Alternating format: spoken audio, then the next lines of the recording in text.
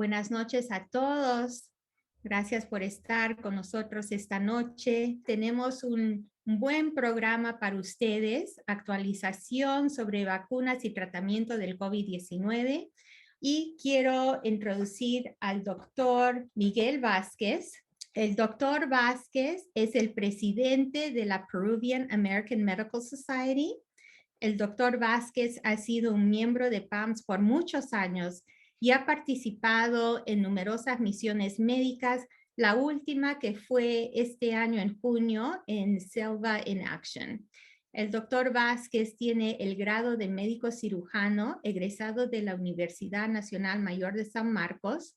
Hizo su residencia en medicina interna en Mount Sinai Medical Center en Milwaukee, Wisconsin, y su fellowship en cardiología en Cook County Hospital en Chicago, Illinois.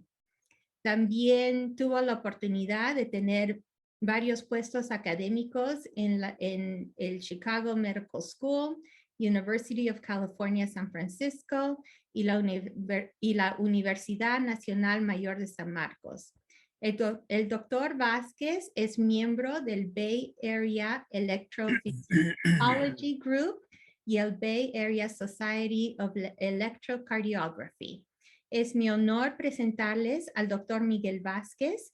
Se le da la palabra al doctor Vázquez. Muchas gracias por la introducción.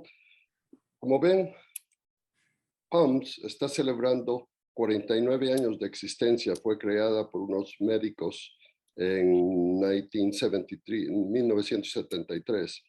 Y desde esa época ha crecido en muchas áreas.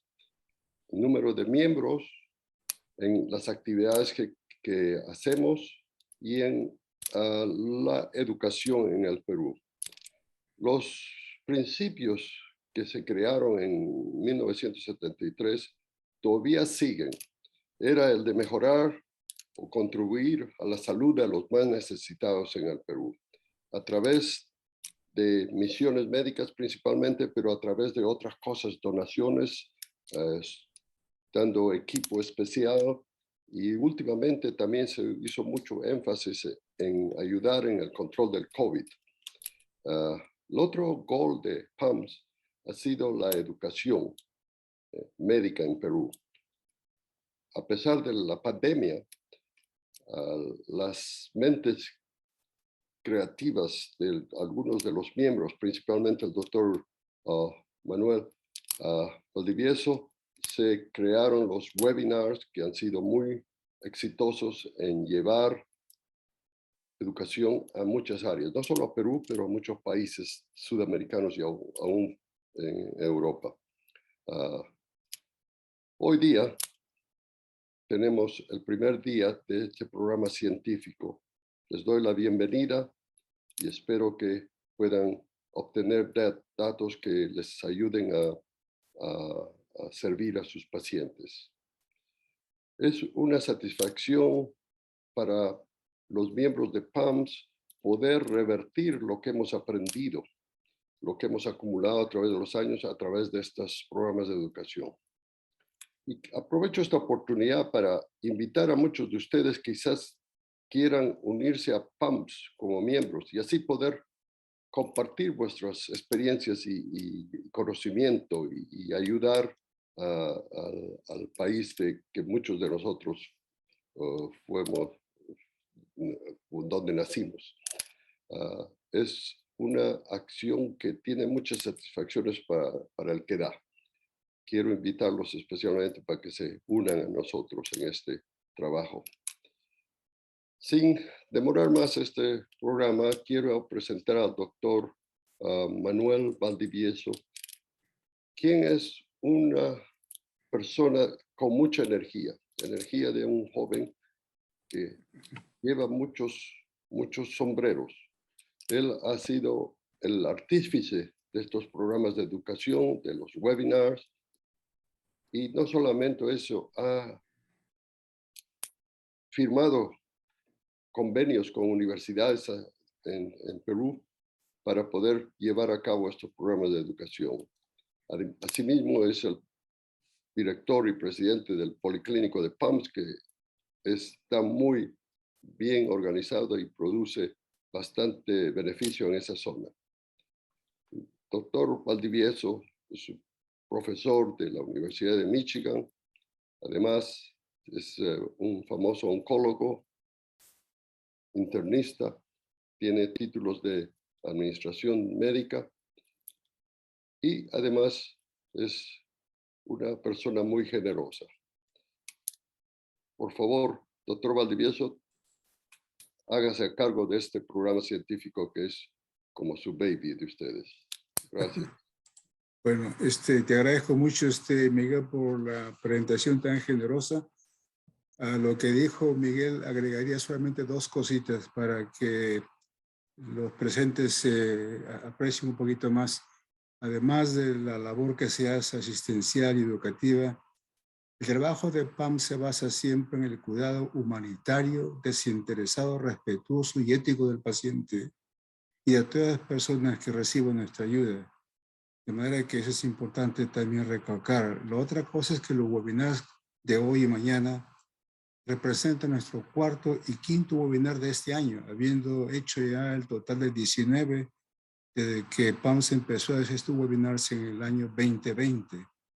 Importante mencionar que los webinars no solamente se concentran en dar conocimiento a nuestros colegas, amigos, estudiantes en el Perú, sino que han sido muy bien seguidos por otros países. Por ejemplo, ha habido más de 13,000 personas participando en estos webinars de 23 países, incluyendo las Américas, Europa y Australia, y ha resultado además en 20 publicaciones en revistas médicas del Perú.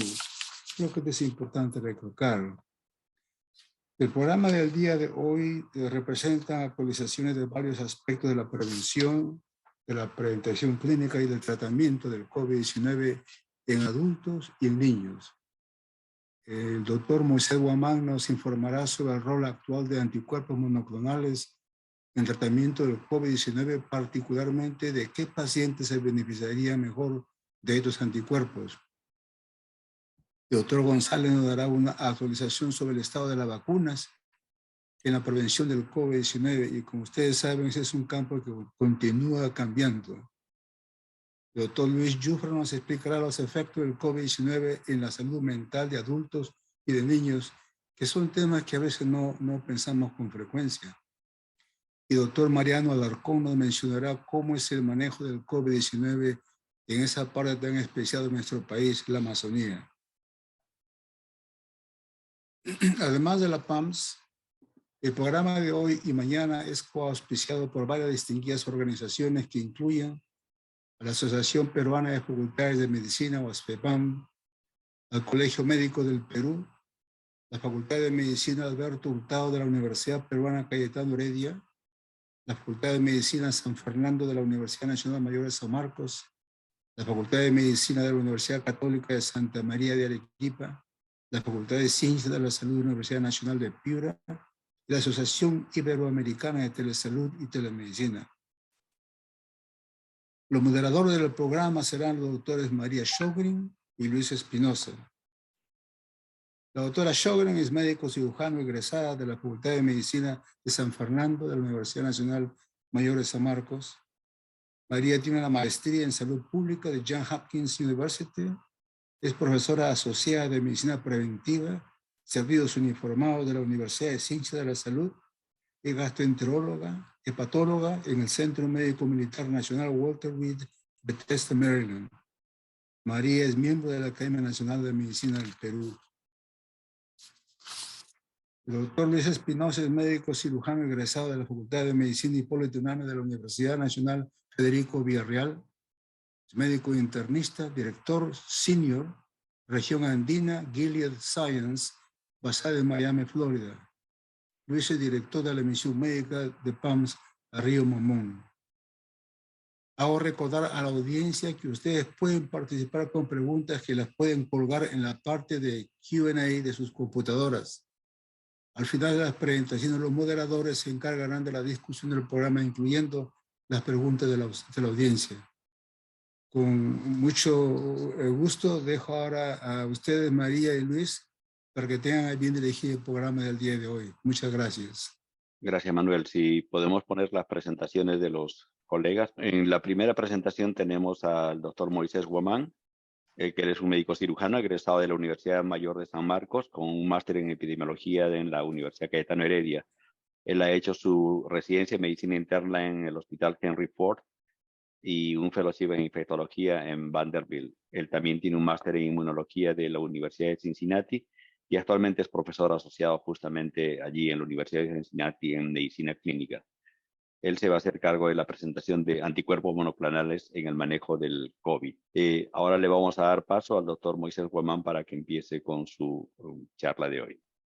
Moisés. Muchas gracias nuevamente y felicitaciones a PAMS, acercando ya a los 50 años, como se mencionó. Muy contento de estar con todos ustedes, colegas. Vamos a hablar dentro de los próximos 10-15 minutos acerca de anticuerpos monoclonales contra el COVID-19, que es el tema que se me ha asignado. Rápidamente, estos son simplemente mis potenciales conflictos de interés, ninguno relacionado a los productos que voy a presentar el día de hoy. Como ustedes saben, los anticuerpos tienen distintas funciones, ¿no?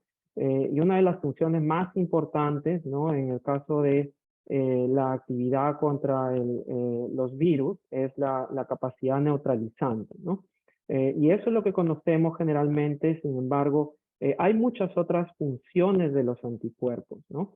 Y recordar que estos anticuerpos están diseñados o están en su estructura, contiene una cadena ligera, una cadena pesada, estas regiones variables, ¿no? Que le dan la especificidad a la respuesta humoral, pero también estas regiones constantes que son bastante importantes porque al momento de sustituir algunos aminoácidos se puede cambiar las propiedades de algunos de estos anticuerpos, ¿no? Por ejemplo, vamos a ver que uno de los anticuerpos que se está utilizando actualmente para prevención de COVID-19 es un anticuerpo que tiene una vida media de aproximadamente 3 meses, ¿no? Y eso es gracias a que hay ciertas modificaciones a nivel de aminoácidos en estas regiones que permiten que se expanda el tiempo de vida media, ¿no?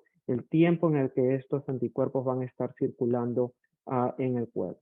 Entonces, esto simplemente para recordar, de la misma forma se puede hacer ingeniería para que, por ejemplo, algunas de las funciones efectoras de estos anticuerpos, ya sea activación del complemento o la capacidad citotóxica de estos anticuerpos, se incremente o se apañe de cierta forma. Sobre todo, ¿no? Queremos tal vez que se apañe un poco si es que vamos a utilizar anticuerpos que van a estar circulando en el cuerpo por una gran cantidad de días, semanas, ¿no? Entonces, esto es algo importante para recordar simplemente como contexto. Y esto otro también quería traer a colación, porque nosotros hablamos de anticuerpos monoclonales, ¿no? Que son parte de lo que conocemos como terapias de anticuerpos pasivos, ¿no? Es decir, se le da el anticuerpo al paciente y de esa manera se previene o se trata una enfermedad, ¿no? Y simplemente para poner esto en contexto, que no es que los anticuerpos monoclonales hayan aparecido para el COVID, ya como muchos de ustedes están familiarizados, anticuerpos monoclonales se utilizan en muchos campos, ¿no? Incluyendo campos de la reumatología, campos de la oncología, hematología, y si nos vamos más atrás incluso, vamos a ver que estos principios básicos de terapias pasivas con anticuerpos se iniciaron desde los finales de los 1800, ¿no? Cuando se empezaron a usar, en ese tiempo era suero convaleciente, ¿no? De algunas enfermedades para ya sea actividad antitoxina o actividad antibacteriana, ¿no? En algún momento eso se dejó porque vinieron el descubrimiento de antibióticos, ¿no? Que fue el campo inicial donde se estuvieron utilizando las terapias pasivas de anticuerpos, pero luego hubo un boom, ¿no? con el desarrollo de formas de producción más masiva, tecnología como el hibridoma, y eso se ha desarrollado muchísimo más en la biotecnología y la bioingeniería más adelante, ¿no? Entonces, los anticuerpos monoclonales están para quedar en los distintos campos de la medicina. Por ejemplo, en enfermedades infecciosas, nosotros por mucho tiempo y todavía vamos a seguir enseñando acerca de los anticuerpos, los antivirales y las propiedades de cada una de las clases, ¿no? Pero ahora están entrando para muchos virus, para muchos otros agentes patogénicos, anticuerpos monoclonales, ya sea para la prevención o para el tratamiento. Entonces, creo que esto es importante mencionar porque un poco la pandemia ha permitido visualizar cuál es la utilidad y el campo, el tremendo campo de desarrollo que tiene esta estrategia, tanto en prevención como en tratamiento. Yendo ahora específicamente a los anticuerpos monoclonales a la actualidad para el COVID-19, vemos aquí básicamente en qué escenarios están siendo utilizados. Como alternativa de tratamiento para pacientes con enfermedad leve a moderada de COVID, pacientes ambulatorios, pero que tienen un riesgo incrementado de progresar a enfermedad severa. Por ejemplo, ¿no? Pacientes que tienen algún factor de riesgo, edad avanzada, 65 años o más, estado inmune que esté comprometido, o no haber tenido vacunación previa por A o B motivos, y obviamente comorbilidades asociadas con progresión. La otra estrategia donde se utilizan los anticuerpos monoclonales es la prevención en población inmunocomprometida o que tiene alguna contraindicación de vacunación, ¿no? En una estrategia de profilaxis. Entonces, tanto en tratamiento, actividad terapéutica, como en actividad profiláctica es donde se están utilizando los anticuerpos monoclonales en el COVID-19, ¿no? Entonces, estamos hablando un poquito de cuáles son esos comorbilidades de riesgo, ¿no? Que ponen a un paciente en mayor riesgo de desarrollar COVID severo, de desarrollar una hospitalización o incluso riesgo de mortalidad, ¿no? Y algunos ejemplos están indicados aquí, ¿no? Como por ejemplo asma, cáncer, enfermedad cerebrovascular, enfermedad renal crónica, enfermedad hepática, diabetes mellitus, ciertas condiciones de disabilidad, condiciones cardíacas, VIH, por cierto, y muchas otras condiciones como ustedes pueden ver acá, ¿no? La lista es bastante larga. Esto solo incluye algunos de los ejemplos, sobre todo condiciones que en estudios observacionales se ha visto que tienen la mayor asociación con riesgo incrementado de progresión. Entonces, son la población en la que generalmente nosotros consideramos, ¿no? Ya les estaba diciendo como una alternativa utilizar estos anticuerpos monoclonales en el caso terapéutico y en algunas situaciones también profiláctico, ¿no? Y si quieren ver una lista más exhaustiva, ¿no? Con distintas categorías, condiciones que está donde la evidencia es mixta o que son probables, pueden visitar la página web del CDC. Acá les traigo este cuadro actualizado de las guías del NIH, ¿no? Del National Institutes of Health, donde tenemos básicamente que para pacientes, esto es básicamente paciente que no está hospitalizado, que no está requiriendo oxígeno, ¿no? Muchos de ustedes saben que básicamente lo que estamos utilizando en estos días es este antiviral, ¿no? Que el nombre comercial es Paxlovid, ¿no?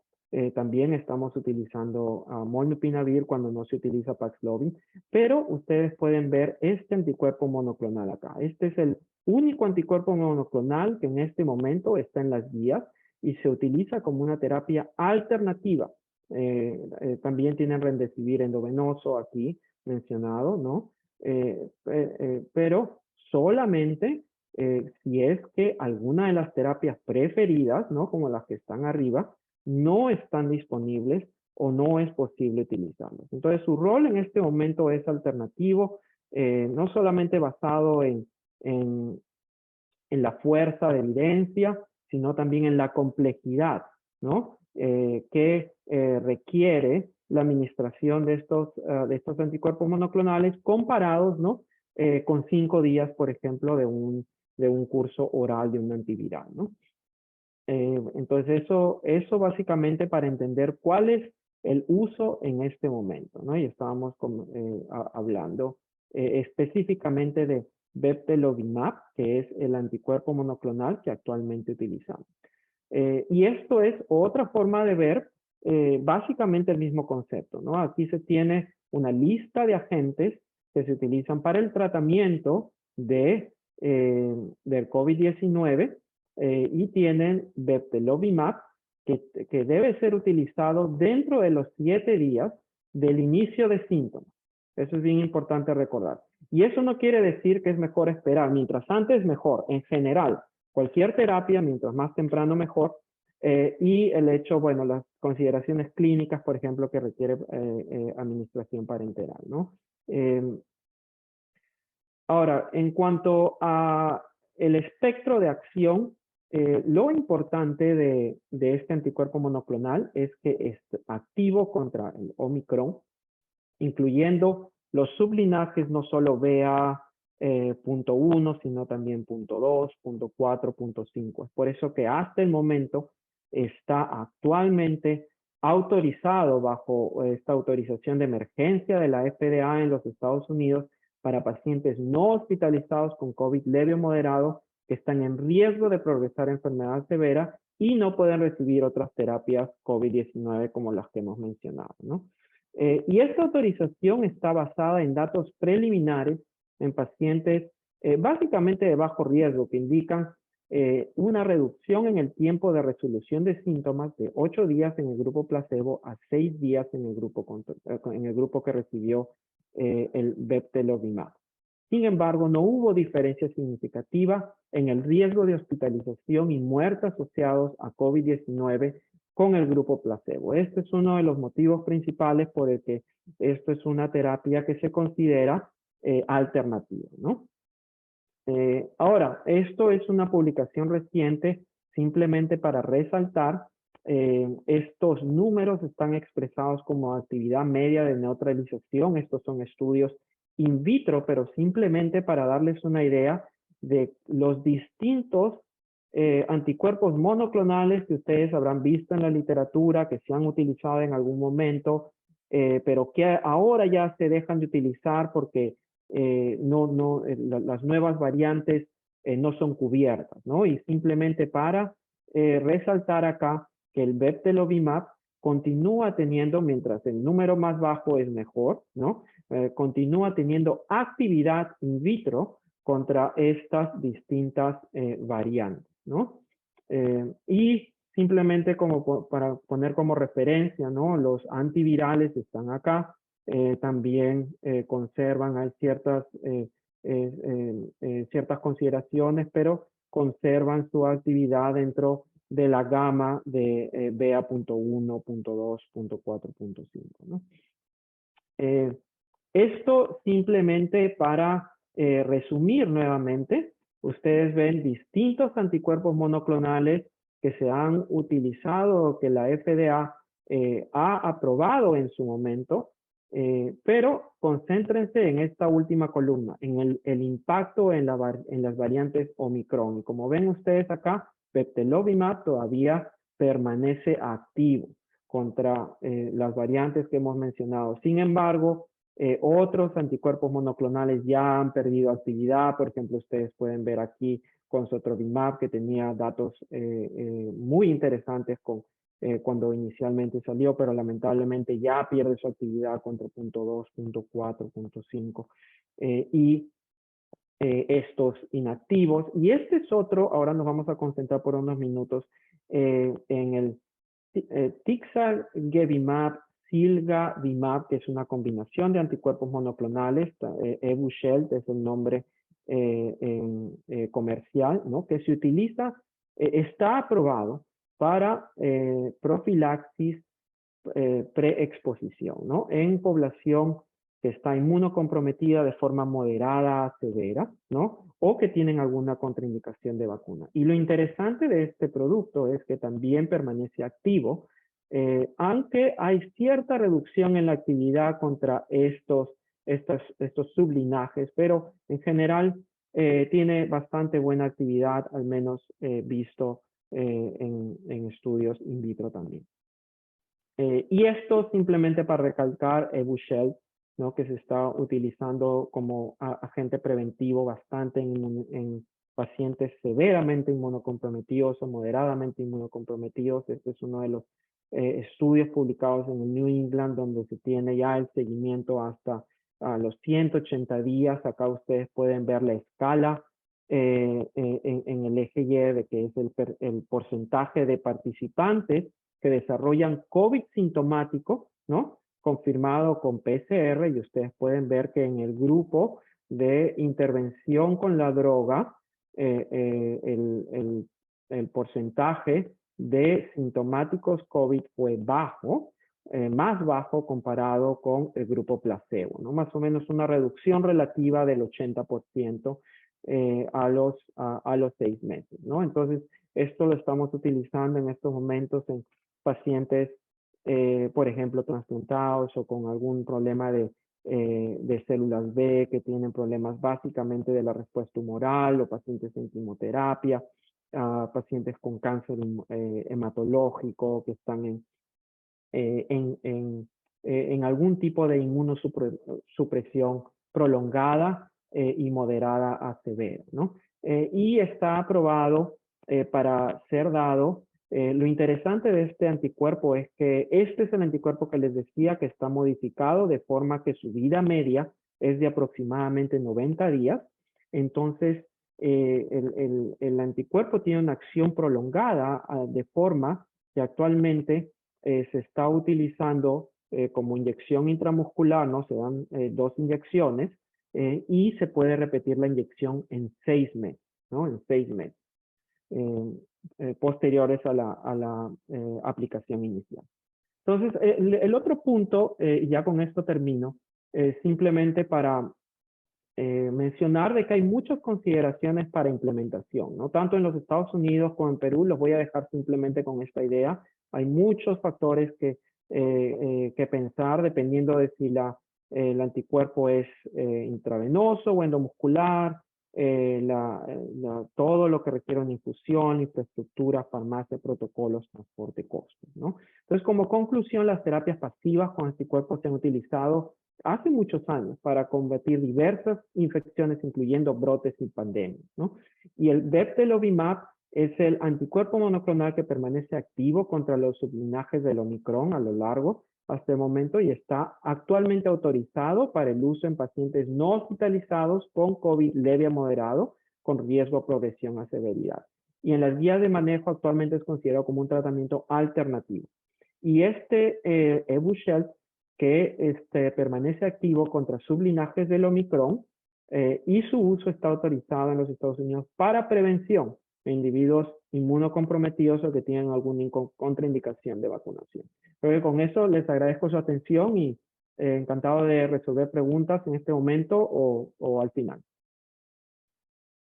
Gracias, Moisés. Y en la segunda parte va a ser el doctor José González Zamora, siguiente, que va a ser la actualización de vacunas.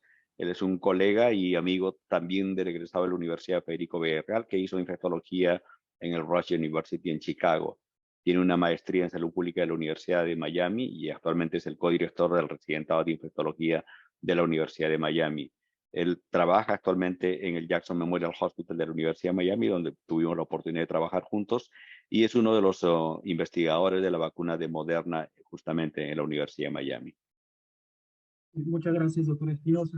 Mi nombre es José González Zamora, soy profesor asociado de medicina del Hospital Jackson Memorial, también de la Universidad de Miami.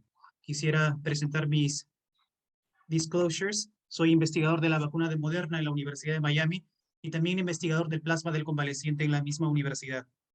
El día de hoy vamos a tocar ciertos temas importantes, empezando por la vacunación en Estados Unidos, una descripción de la situación actual y también describir los principales datos que tenemos sobre las vacunas de Moderna, Pfizer y Johnson & Johnson. Así que comencemos con la situación actual. Afortunadamente, los números se ven de manera favorable en estas últimas 2 semanas, ya que los casos nuevos están teniendo una disminución de aproximadamente 18% si los comparamos con los datos correspondientes hasta hace 2 semanas, lo cual es algo muy positivo en el contexto actual de una diseminación o propagación muy importante de las variantes, de las nuevas variantes, incluida la variante Omicron. También podemos notar que la hospitalización y la tasa de ingreso a cuidados intensivos ha disminuido de una manera discreta, lo cual también es un punto a favor. Lamentablemente, la mortalidad todavía incrementándose en un porcentaje de 3%, lo cual es menor si lo comparamos con las olas anteriores. Con respecto a las variantes circulantes que tenemos actualmente en Estados Unidos, el 94% de ellas corresponden a la variante Omicron subvariante BA4, BA5, que tiene las características de ser mucho más transmisible y presentar este fenómeno de escape inmunológico, el cual va a ser explicado más adelante. Pero hay que destacar que estas son las variantes predominantes aquí en Estados Unidos. Con respecto a las tasas de vacunación, creemos que es una tasa de vacunación todavía muy por debajo de la deseada, ya que tenemos una tasa de vacunación primaria o completamente vacunados de 67%. Entiéndase como completamente vacunados aquellas personas que han recibido 2 dosis de la vacuna de Moderna o Pfizer y 1 dosis de la vacuna de Johnson & Johnson, lo cual sabemos es subóptimo para dar una protección adecuada frente a las nuevas variantes. Con respecto al porcentaje de personas que reciben vacuna de refuerzo, esta llega a aproximadamente un 32%, muy por debajo de lo deseado actualmente. Y bueno, pasemos a la discusión de las vacunas contra coronavirus y tenemos múltiples mecanismos de acción de cada una de ellas. Las principales que tenemos en Estados Unidos pertenecen a la categoría de ARN mensajero. En este grupo tenemos a Pfizer y Moderna, pero también otro tipo de vacunas pertenecen a esta categoría de adenovirus con replicación deficiente, y en este grupo podemos mencionar a la vacuna de Johnson & Johnson. Recientemente aquí en Estados Unidos ha sido autorizada una 4ª vacuna, la vacuna de Novavax, que pertenece a este grupo de vacunas que se denomina subunidad proteica. Este tipo de vacuna tiene aproximadamente 2 semanas de haberse autorizado, así que los porcentajes de vacunación con esta vacuna Novavax todavía son muy bajos. Empecemos con una descripción somera de la vacuna de Moderna, que es una vacuna que ha sido autorizada y al momento completamente aprobada por la FDA para la prevención de coronavirus. Y esta aprobación está fundamentada principalmente en el estudio COV, que es un estudio autorizado, doble ciego, controlado con placebo, en el cual se incluyeron aproximadamente 30,000 voluntarios en aproximadamente 90 centros de investigación en Estados Unidos, siendo la Universidad de Miami uno de estos centros de investigación. Nosotros contribuimos con aproximadamente 283 pacientes enrolados. Y repasando los datos podemos ver que la vacuna de Moderna tiene una eficacia de 94% para enfermedad sintomática y llegando prácticamente a un 100% para prevenir casos severos de coronavirus. Si repasamos los datos actualizados de la vacuna de Moderna, me refiero al seguimiento de 6 meses que tuvieron estos pacientes, podemos observar que existe una disminución muy discreta de esta eficacia para casos sintomáticos, llegando a un 93%, pero uno de los datos interesantes es que la vacuna de Moderna en este estadio de evaluación tenía una eficacia del 63% para prevenir casos asintomáticos. Con ello daba la impresión de que en este momento la vacuna de Moderna podía contribuir a una disminución de la propagación o transmisión comunitaria del coronavirus. Sin embargo, hay que destacar que este análisis se realizó cuando la variante Delta no era la variante dominante en Estados Unidos. Prácticamente se realizó cuando las variantes alfa y la variante ancestral eran las que circulaban de forma mayoritaria en el país. Así que estos datos no son replicados o no pueden tal vez aplicarse completamente a la situación actual de Estados Unidos. Uno de los fenómenos que tenemos y que causó mayor preocupación en este contexto de pandemia fue el desarrollo de las variantes y subvariantes.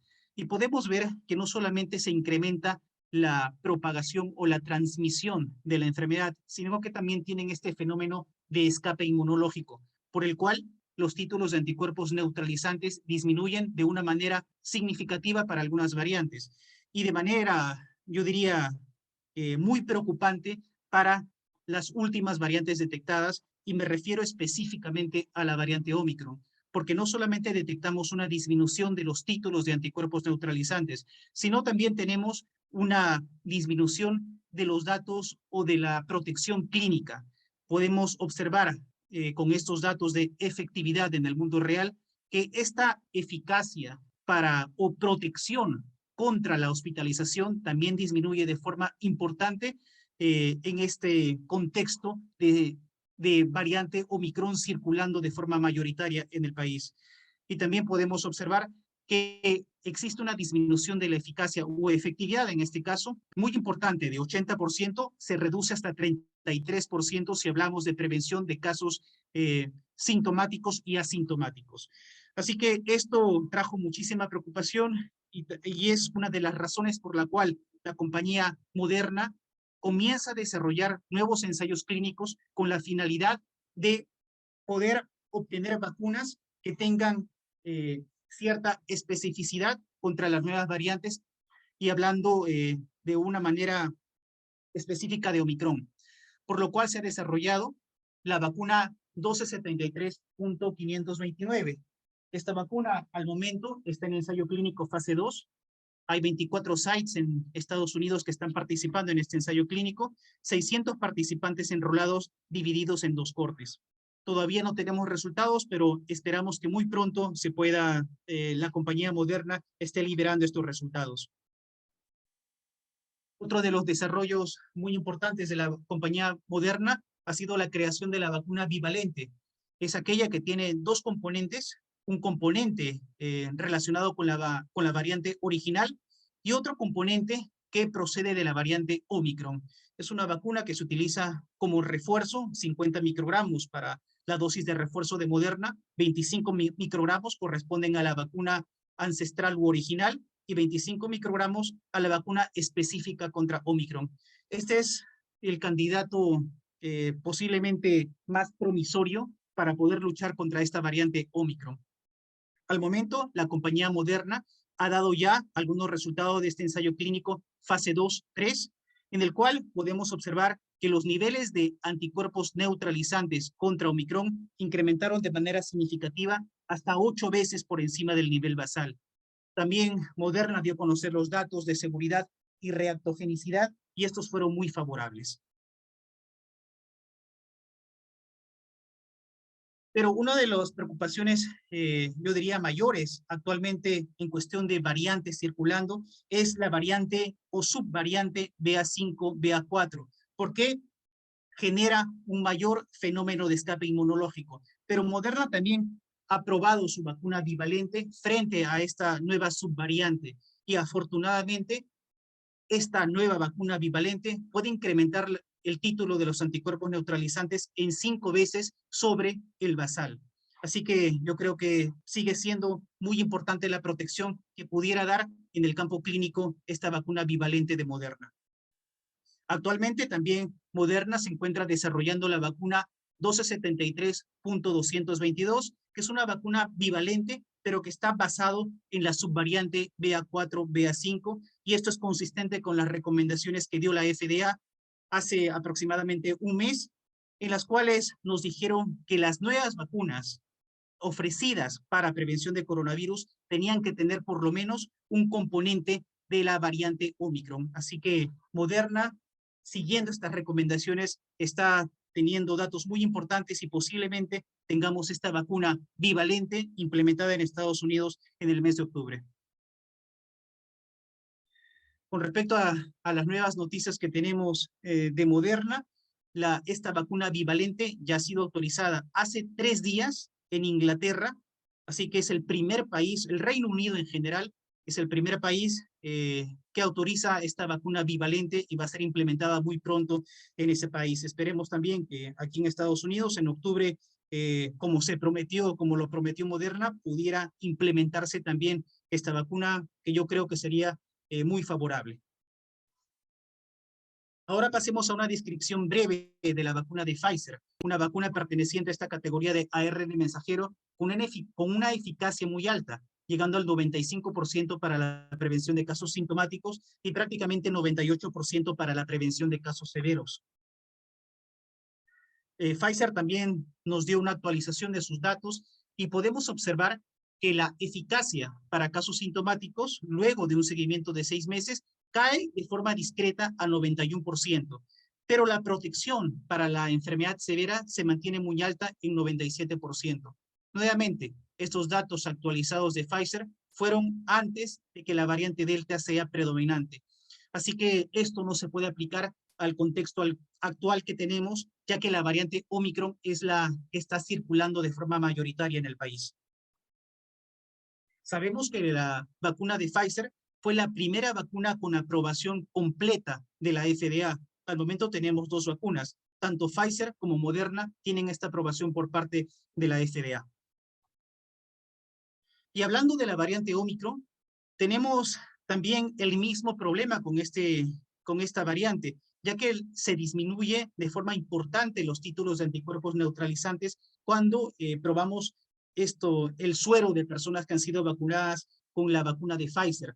Hay una disminución muy importante de estos títulos, pero los títulos pueden incrementarse si utilizamos un refuerzo de la vacuna de Pfizer, sin hacer mayor modificación de la vacuna. Me refiero, utilizando la misma vacuna podemos lograr un incremento muy importante de estos títulos de anticuerpos neutralizantes. Sin embargo, en el campo clínico podemos notar que la efectividad de la vacuna de Pfizer disminuye con el tiempo. Estos son datos actualizados, liberados por la CDC, sobre la efectividad de la vacuna de Pfizer luego de 4 meses de seguimiento, y podemos observar que la protección o eficacia para hospitalización disminuye a un 78%. Y podemos colegir que a mayor seguimiento, esta proporción, este porcentaje de efectividad va a seguir disminuyendo con el transcurso de los meses. Es por eso que Pfizer también se encuentra desarrollando vacunas específicas para la variante Omicron. Y tenemos ya resultados del ensayo clínico fase 2-3 para la vacuna de refuerzo monovalente de Pfizer contra Omicron. Y podemos observar, según los datos del laboratorio, que los títulos de anticuerpos neutralizantes se incrementan de forma significativa, 13 y 19 veces si evaluamos las dosis de 30 y 60 microgramos de esta nueva vacuna monovalente de Pfizer. Pero también Pfizer está desarrollando la vacuna bivalente de refuerzo y también produce incrementos importantes de los títulos de anticuerpos neutralizantes. Y nuevamente, la preocupación mayor que tenemos son las subvariantes BA4, BA5. Afortunadamente, Pfizer también ha presentado algunos datos y según los datos que nos mencionan, el suero de personas que han sido vacunadas con esta vacuna bivalente muestran una neutralización eficiente frente a las variantes BA4, BA5. Una de las novedades que tenemos es la aplicación de la 4ª dosis, la cual está autorizada aquí en Estados Unidos para las personas mayores de 50 años y está fundamentado en un estudio proveniente de Israel, en el cual nos dice que en comparación con las personas que recibieron 3 dosis de la vacuna, la tasa de casos confirmados fue 2 veces menor en los que recibieron la 4ª dosis de la vacuna, en este caso ARN mensajero, tanto de Pfizer como Moderna. Y también la tasa de casos severos fue 3.5 veces menor en los que recibieron la 4ª dosis, por lo cual podemos colegir que existe un beneficio muy importante en la aplicación de 4ª dosis, sobre todo para la población vulnerable. Y otra de las novedades, con las que quiero terminar esta disertación de la vacuna de Pfizer, es que también tenemos la autorización para menores de 5 años. Tenemos el ensayo clínico fase 2-3, que también tiene resultados importantes, ya que para la población de 6 meses a 5 años, la eficacia para prevenir casos sintomáticos de la vacuna de Pfizer llega a un 80%.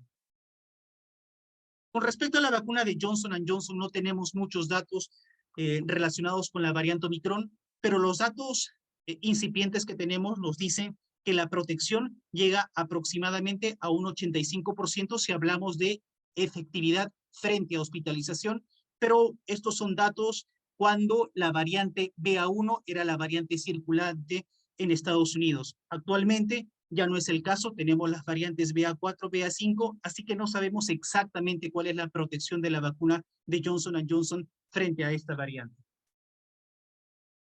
Y quisiera terminar mencionando que también se están desarrollando vacunas para todos los coronavirus, la vacuna universal o de pan-coronavirus, y uno de los avances más importantes ha sido dado por el Instituto Walter Reed, el cual ya ha dado a conocer los resultados de su estudio preclínico utilizando esta nanopartícula de ferritina, lo cual produce una respuesta inmunológica muy potente, y estamos a la espera todavía del ensayo clínico fase 1 en humanos.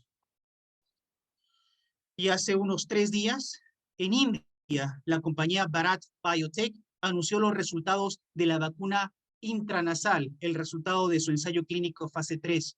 Al momento todavía no sabemos cuál es el porcentaje de protección, pero aparentemente, según los datos de prensa que dieron a conocer, se producía anticuerpos locales en el tracto respiratorio muy significativos que pudieran reducir no solamente la infección o los casos sintomáticos o severos, sino también la transmisión del coronavirus.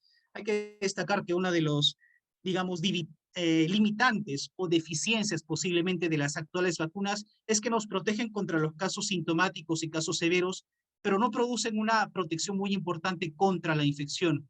Esto pudiera mejorarse de forma radical con la vacuna intranasal, ya que también pudiera producir cantidades de anticuerpos muy importantes de inmunoglobulina a nivel del tracto respiratorio superior, y de esta manera protegernos también contra la infección, contra los casos asintomáticos y cortar la propagación comunitaria que tenemos del coronavirus. Como conclusiones podemos mencionar que Moderna y Pfizer han desarrollado vacunas específicas para Omicron y se espera que la administración comience en octubre de este año. La segunda dosis de refuerzo está indicada luego de 4 meses en población mayor de 50 años y tenemos al momento algunos resultados de los ensayos clínicos de las vacunas universal de coronavirus o pan-coronavirus y también de la vacuna intranasal. Y también quisiera resaltar el hecho de que necesitamos más investigación local en Perú sobre coronavirus y también sobre las vacunas al momento utilizadas a nivel local. Quisiera culminar destacando que mi grupo de investigación en Perú está desarrollando un estudio enfocado en viruela del mono, que es una de las preocupaciones muy importantes que tenemos en Latinoamérica y sobre todo en Perú, ya que tiene una de las incidencias más altas en todo el mundo. Y estamos desarrollando este estudio para medir el nivel de conocimiento sobre viruela del mono en médicos peruanos. Así que a todos los asistentes, a los que me escuchan, quisiera invitarlos a participar de este estudio. Pueden contactarme en mis redes sociales, tanto de Facebook como en Twitter. Estaremos muy agradecidos de su participación. Muchísimas gracias. Gracias, José. Gracias, Moisés, por la presentación. Tenemos algunas preguntas acá en el panel justamente respecto a los 2 temas que han presentado. Y la primera pregunta que voy a hacer es una que está repetida en algunas oportunidades entre las preocupaciones de los colegas de Perú. Sabemos que en el esquema de vacunación en el Perú, nuestros colegas recibieron las vacunas que había disponibles en determinados momentos y ellos terminaron recibiendo diferentes dosis de diferentes vacunas. La preocupación es en los colegas que recibieron la 4ª o 3ª dosis con Moderna y que no recibieron como dosis de refuerzo, sino recibieron una dosis completa, que es la de 100 microgramos. ¿Hay alguna preocupación, además de haber tenido los efectos, obviamente, de reacción más fuertes? Sí, en realidad, por lo que se conoce, hubo cierto error en la dosificación de la vacuna de Moderna, recibiendo como 3ª dosis 100 microgramos en vez de la dosis de 50 microgramos que está autorizada por la FDA. En realidad, lo único que se espera con esta dosis mayor es que se incrementen la tasa de efectos adversos. La mayoría de ellos, catalogados como leves y moderados, en realidad no se ha producido efectos adversos serios, incluso con una dosis mayor de 100 microgramos. Pero lo que se recomienda al momento es, en base a los estudios que tenemos de Moderna, es que solamente 50 microgramos sería necesario para tener una respuesta inmunológica importante. A pesar de que 100 microgramos no es lo autorizado, se ha probado en laboratorio en un ámbito controlado y más allá de estos efectos adversos leves y moderados, no podemos calificar de peligrosos las consecuencias de esta implementación equivocada en su momento en Perú. Así que yo por ese lado no me preocuparía demasiado. Gracias. Sí, y en ese sentido también una de las cosas que ocurrió acá en Estados Unidos es que cuando se aprobó el refuerzo como tercera dosis de Moderna, muchas personas que se habían vacunado muy temprano en la epidemia se vacunaron inmediatamente antes de que se apruebe la dosis de 50 microgramos y muchas de ellos recibieron 100 microgramos sin ningún problema, como ha mencionado José, además de, digamos, además de haber tenido más dolores de cabeza, más dolores musculares y otros de los efectos secundarios que tuvieron. La pregunta para Moisés es, estamos viendo que el uso de anticuerpos monoclonales como profilaxis, eso probablemente funcione en una epidemia en casos agudos o digo en casos cerrados. La preocupación es en pandemias como el caso que estamos viviendo ahora, que tenemos más de 2 años de pandemia. ¿Qué hacemos con las personas que no pueden vacunarse por las razones que mencionaste? ¿Tendrían ellos que recibir anticuerpos monoclonales en forma seriada o cuál sería la otra alternativa? Gracias por la pregunta. Sí, es una excelente pregunta que no tiene una respuesta al momento, ¿no? El EU-Shell que presentamos hace unos momentos está autorizado para poder darse de forma seriada, pero todavía no se tiene la experiencia suficiente como para decir cuál va a ser la extensión de dicha actividad, sobre todo también con la evolución de las variantes del SARS-CoV-2. Entonces, creo que para nuestros pacientes severamente inmunocomprometidos, no un agente específico, pero la estrategia de recibir anticuerpos monoclonales de forma preventiva va a ser bastante importante. Es una de las estrategias más importantes, por ejemplo, que nosotros tenemos en este momento en nuestra población trasplantada y en aquellos que están en nuestras unidades de hematológicas y pacientes que están severamente comprometidos con deficiencias de células B, ¿no? Entonces yo creo que eso va a continuar desarrollándose. Probablemente no va a ser un solo agente, sino conforme se van desarrollando las respuestas y los nuevos anticuerpos monoclonales van a ir cambiando, pero la estrategia va a estar allí. Y justamente en este tema, una de las preocupaciones que hay es el hecho de que países con limitados recursos económicos no pueden comprar las medicinas cuando se aprueba a la velocidad que se aprueban en países más desarrollados por la limitación, uno, económica y segundo, que no sé en qué momento lo voy a usar. Yo podría comprar anticuerpos monoclonales para, digamos, la variante Delta, y cuando llegan a mi país ya está Omicron presente y ya no me sirve todo lo que he comprado. ¿Cuál sería una estrategia para eso?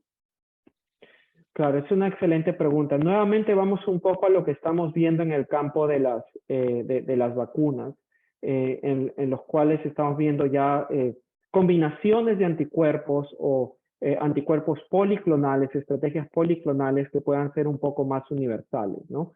De forma teórica, yo creo que eso podría desarrollarse en el futuro y probablemente va a ser algo que se va a ver en el campo no solamente del coronavirus, sino de virus que van a estar viniendo.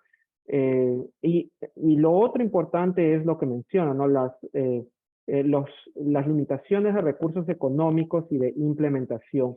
Eso es algo que necesita soluciones un poco más globales y gubernamentales que escapan, creo yo, al rol que tenemos muchos de nosotros en el día a día del paciente, pero totalmente de acuerdo en que esos son problemas fundamentales para que estrategias como estas, que se saben que funcionan, puedan tener una distribución en las poblaciones que más lo necesitan, ¿no? A nivel global.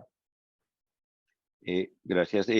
Hay una pregunta respecto a los efectos secundarios de las vacunas y es bastante discutible porque una de las cosas que tenemos nosotros error es en reportar los efectos secundarios. La mayoría de nosotros ha tenido algún efecto secundario por la aplicación de las vacunas y hay un lugar donde uno puede reportar eso y probablemente no garantizo que el 99% de nosotros no lo hemos hecho. Y esta pregunta va para José justamente en ese sentido. José, nosotros estamos haciendo vacunas de acuerdo a cómo van apareciendo las variantes y justamente el hecho de que Moderna se haya preocupado en hacer una nueva vacuna para ver la parte de Omicron. ¿Cuándo vamos a parar de hacer nuevas vacunas para las diferentes variantes? Sabemos ahora que la variante más frecuente ahora es Omicron, sin embargo, en la India, dentro de la Omicron, estamos viendo que ahora hay la BA275, probablemente la variante Centaurus. ¿Cuándo paramos o vamos a tener que esperar a que haya una vacuna universal? La verdad que es muy difícil predecir. Yo creo que los avances de las compañías, tanto de Pfizer como Moderna, han ido a la par del desarrollo de las nuevas variantes.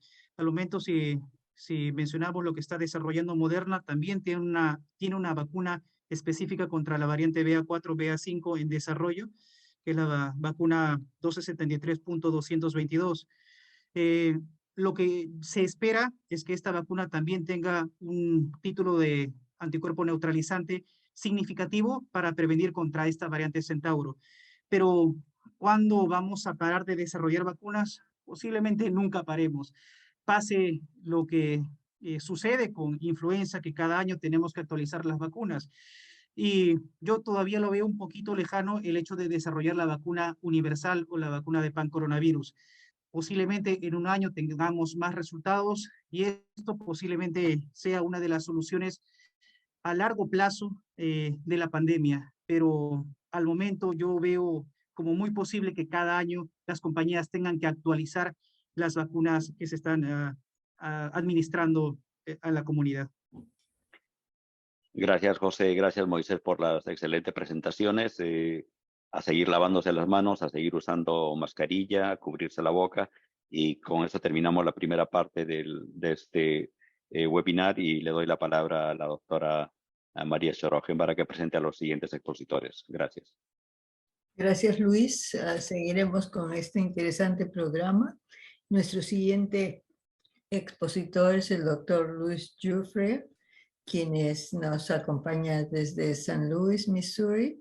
Él es médico cirujano graduado de Cayetano Heredia. Tiene un doctorado en genética de enfermedades mentales de la Universidad de Yale y una residencia en psiquiatría en Washington University en San Luis, Missouri. Está certificado por los boards americanos en psiquiatría y neurología. Es un profesor invitado de psiquiatría de su alma mater, de Cayetano Heredia, y en el actual momento trabaja como profesor en la psiquiatría, en la clínica de psiquiatría en Washington University de San Luis, Missouri. Entonces, con gran placer que le pido al doctor Giuffre que siga adelante con su presentación. En esta presentación voy a tratar de ser puntual y quedarme dentro de los 20 minutos como los anteriores presentadores han podido hacer.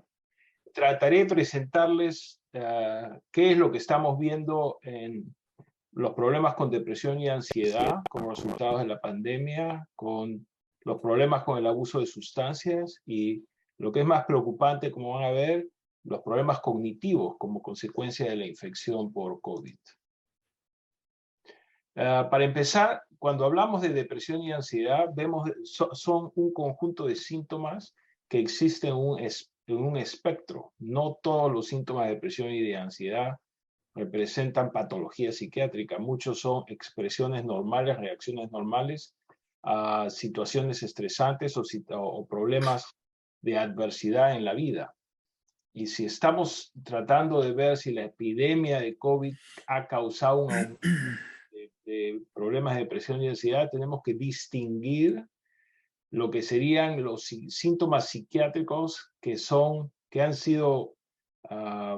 aparecido como consecuencia de que existe la pandemia, cosa que veríamos entre personas que tienen la enfermedad, pacientes, entre aquellos que los cuidan, los trabajadores de salud y en el público general, y diferenciar de síntomas psiquiátricos que son la secuela directa de la infección del virus en pacientes.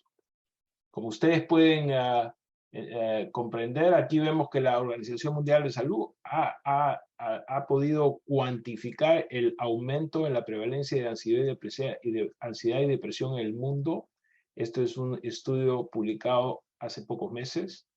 Y el estimado global es que ha habido un aumento de un 25% en la prevalencia de ansiedad y depresión. Sin embargo, hay muchos factores psicosociales que pueden explicar este aumento en la depresión y en la ansiedad y que no necesariamente significa que son consecuencias de la infección del virus en los pacientes. Por ejemplo, aquí hay una lista de las cosas que se han reconocido como situaciones que producen ansiedad, la frecuencia y la exposición a individuos afectados por el virus, el miedo a infectar a familiares, al principio de la enfermedad, al principio de la epidemia, el hecho que no había disponibilidad de cómo hacer un test para ver quién tenía la enfermedad y quién no, el cuidado médico, como recordarán ustedes, el sistema de salud se sobresaturó, era muy difícil conseguir camas, la gente estaba confinada a sus casas, hubo un periodo de cuarentena, aquellos que viven solos obviamente lo sintieron peor, hubo cierta confusión en la forma de dar mensajes a la población sobre los diferentes estadios de la pandemia y e indicaciones a seguir. Esto también, la gente que no podía trabajar, obviamente también sufrió consecuencias económicas. ¿Se acuerdan todos ustedes de la falta de papel higiénico y las otras cosas, otros productos que no estaban a disposición, al menos acá en Estados Unidos? Hubo una disminución de las cosas que uno podía hacer libremente y la televisión y la radio y los medios de vía internet y la web constantemente bombardeaban con información sobre la pandemia.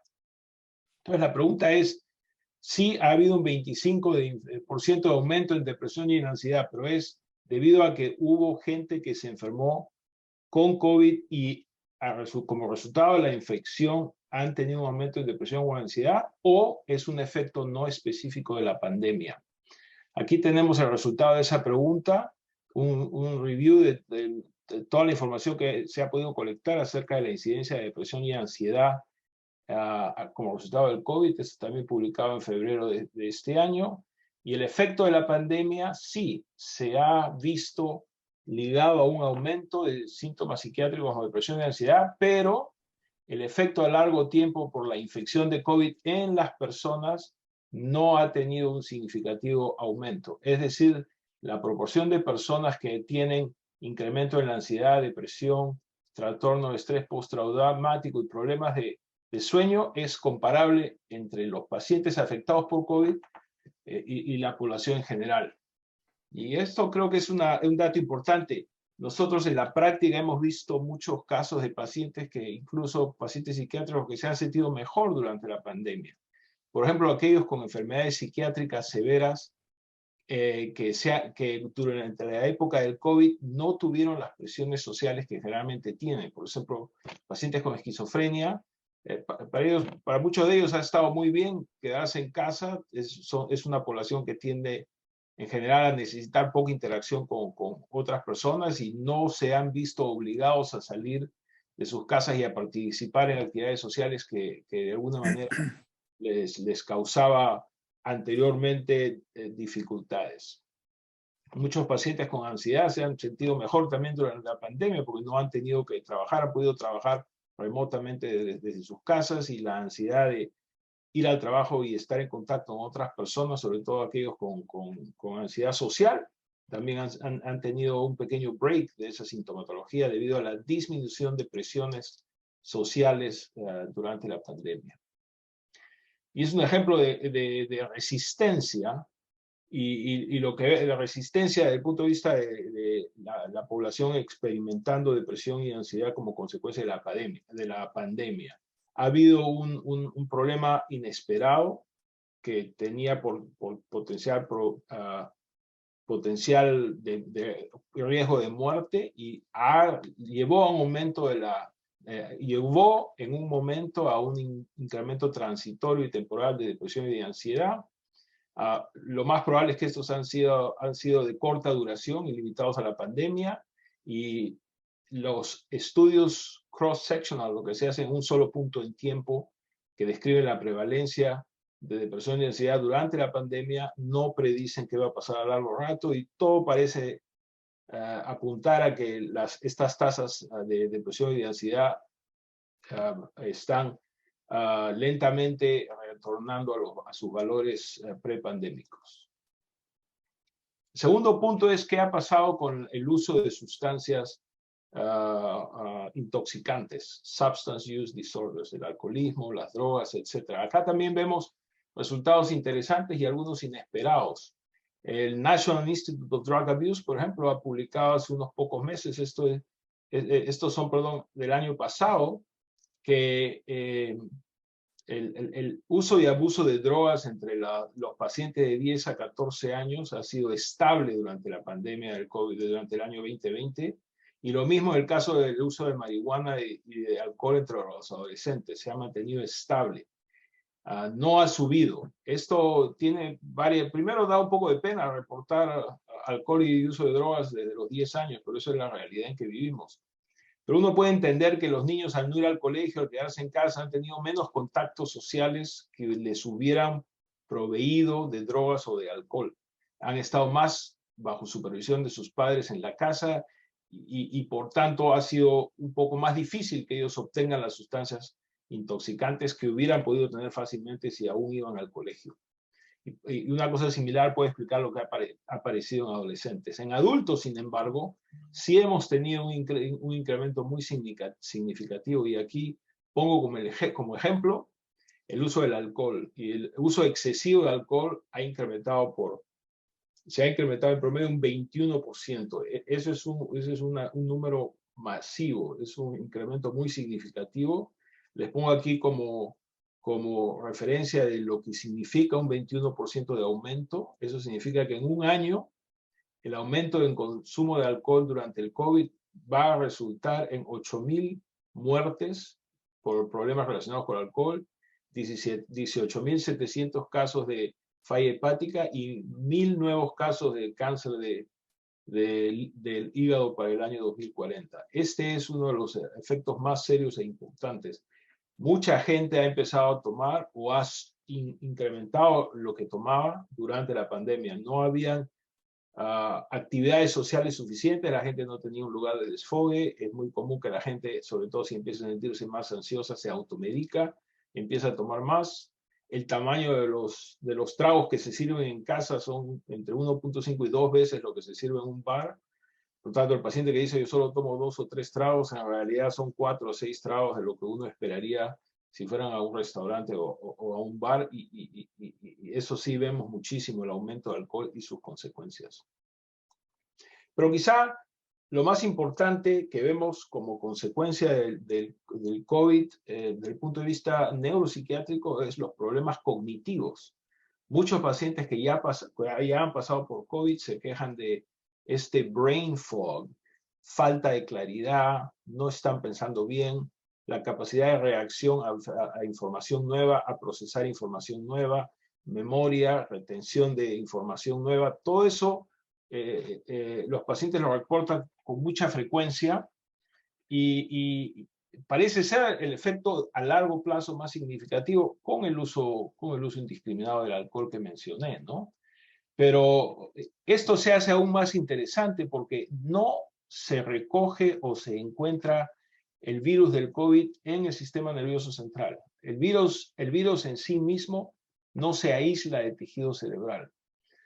Hubieron al principio especulaciones que el virus podría entrar al sistema nervioso central migrando a través de la cavidad nasal y las vías olfatorias, y de esa manera cruzar la barrera hematoencefálica. Sin embargo, analizando el líquido cefalorraquídeo de pacientes con manifestaciones neuropsiquiátricas y con virus circulante, uno estudia la presencia del RNA viral usando PCR y no hay evidencia de presencia viral en el líquido cefalorraquídeo.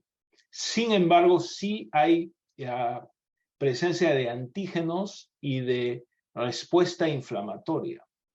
Esto es decir que la principal fuente de daño neurológico o neuropsiquiátrico en COVID no es una infección, no es una encefalitis viral por infección del virus, sino es más bien un modelo similar a la Corea de Sydenham, donde hay una infección, en el caso de la Corea de Sydenham es el estreptococo grupo A beta hemolítico, y tiempo después hay una reacción inflamatoria, y esa reacción inflamatoria ataca el sistema nervioso central, y hay cambios significativos tanto estructurales como cognitivos.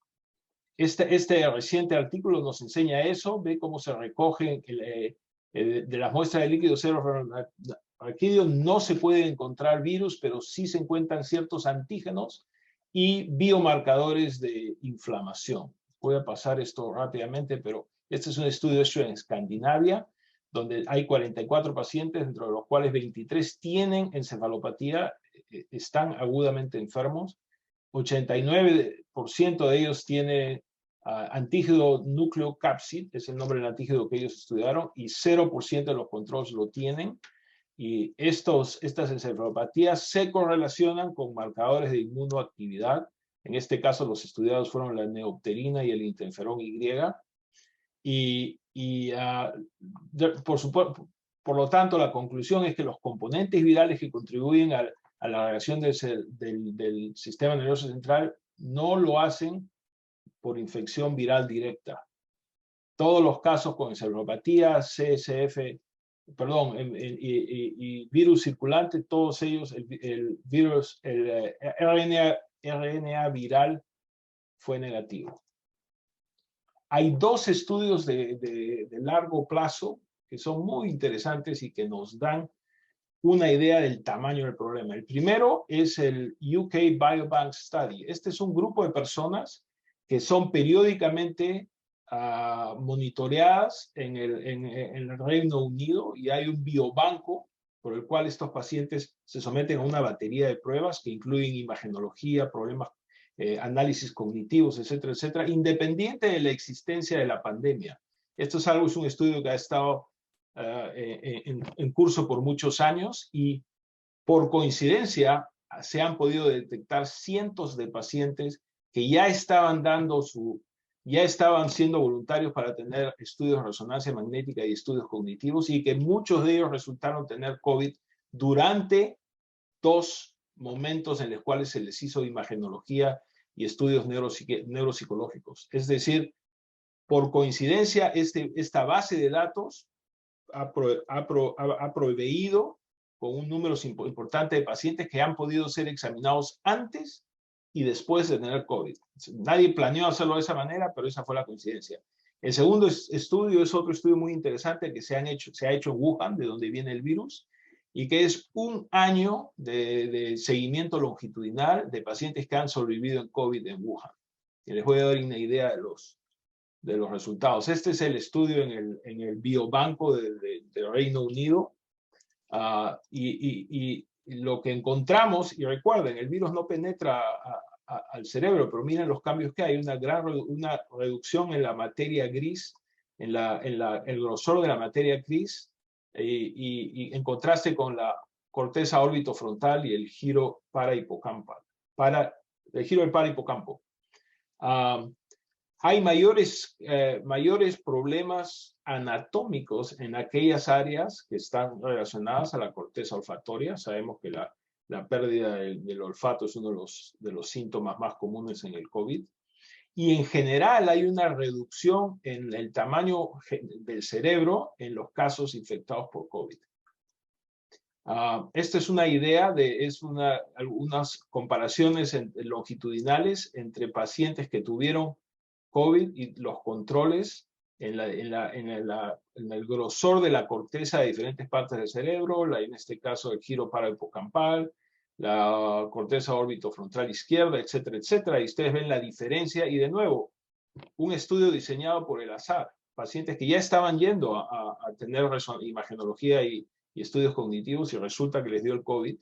Entre imagen 1 e imagen 2, el promedio de tiempo con COVID para empezar a mostrar estos cambios es 141 días. Y se acompaña con problemas cognitivos. De nuevo, ustedes ven un cambio significativo entre los casos y los controles. Los problemas cognitivos son bastante más altos en los casos, por supuesto. Por último, este es el resumen. Esto es un poco repetitivo, pero es la misma idea. Son 141 días de haber estado infectado por COVID en promedio para mostrar esta disminución en el grosor de ciertas áreas corticales y una disminución global del volumen cerebral.